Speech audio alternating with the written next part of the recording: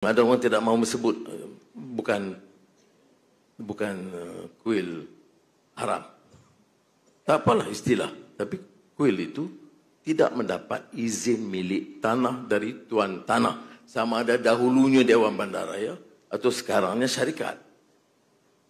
Jadi kita negara hukum, saudara. Negara hukum ini ikut hukum.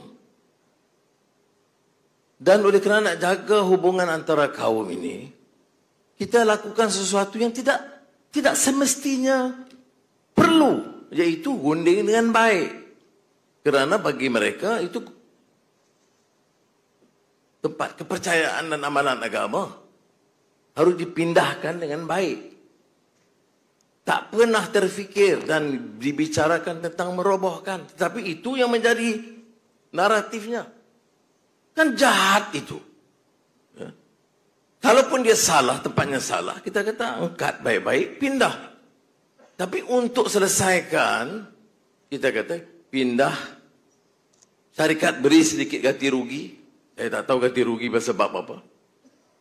Kemudian, diberikan tempat baru dengan ihsan Dewan Bandaraya.